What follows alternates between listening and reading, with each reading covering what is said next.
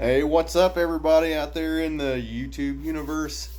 Deer Hunter DVM coming to you, man. It's Sunday, the 23rd of June, and just sitting here Sunday afternoon behind the computer working on another article for North American Whitetail, and I've been tasked with trying to convey what this wet spring really means in terms of what our hunting strategy is going to be come October 1st, and it's really a lot of just, truth be told, it's a lot of guesswork.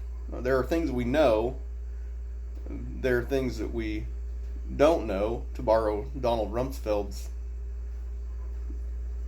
gimmick. There are things we know, there are things we don't know, and there are things we know we don't know. So that being said, the things we know are: A, it's been super wet.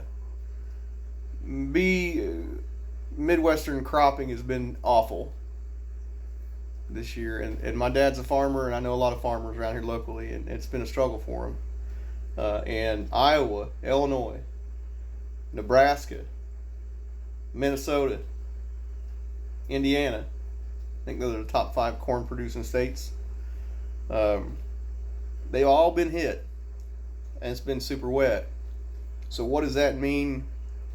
What does that mean for our whitetail future?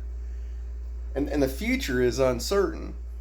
The future is there'll probably be a lot of standing corn come October 1st. There'll probably be less corn total throughout fall's harvest. There'll be less food source available for them, and there'll probably be more soybeans in general. And this is just broad reaching overview. Another thing that there'll be less of this year is making alfalfa hay. We generate that hay about every 30 days when we cut it, and when it's mature and stemmy, feed value not very good, so they're not getting that protein and calcium that they'll need as regular as they should, or in the quantities or qualities that they should, because of that alfalfa production has dropped. So, as whitetail hunters, you can look at all this wet spring and go, woe's me, it's going to be difficult, it's going to change how I hunt. It may, if you're food plot guys, you may not get your food plots in, or you may have to adapt and change.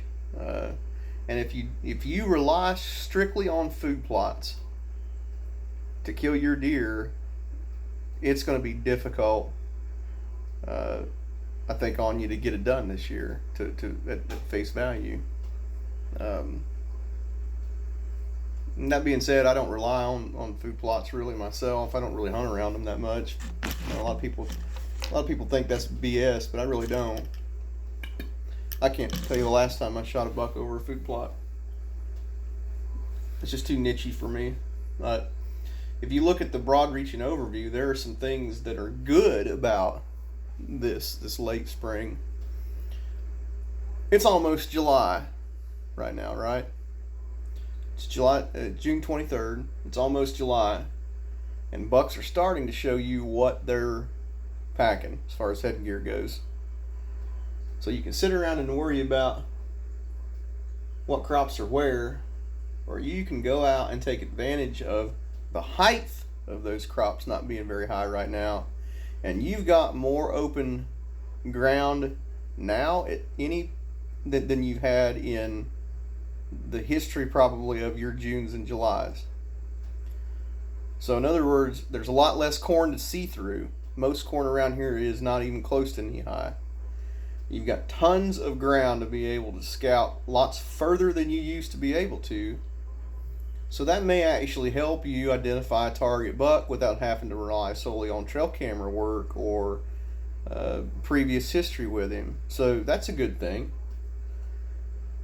So get your butt out and get to scouting. I need to do the same. I need to get my butt going. I need to get the binoculars handy, and I need to start hammering some different areas and taking my scouting up now harder than I ever have this early in the year. Um, another another food for thought thing here, and I'm just spitballing, is um, you can look at, so most likely in October there's going to be a lot more standing corn than you're used to. Uh, I don't mind that.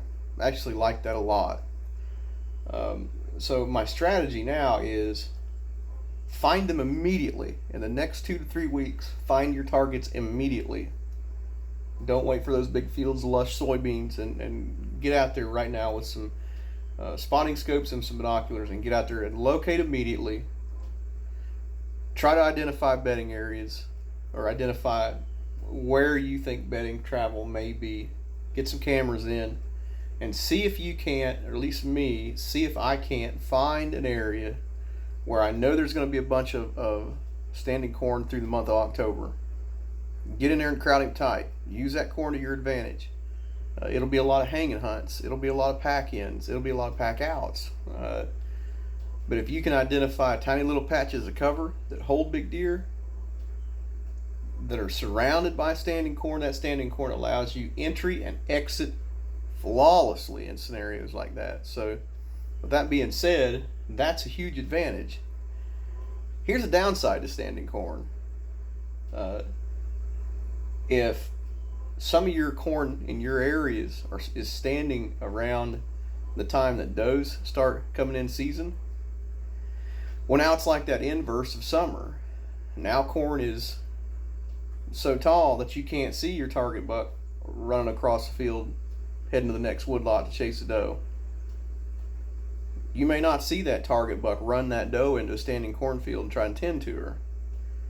So that is not the norm at all. And I predict that there will be a lot of standing corn even in November. If this rain keeps up, there'll be a lot of standing corn everywhere. So that's all food for thought. And again, I'm just spitballing. It's all just speculative right now. But there are some things that we can't control, which is more rain. We can't control the weather. We can't control the crops that are already planted or going to be planted on a lot of those farms, unless you're a farmer. But what we can control is our response to it.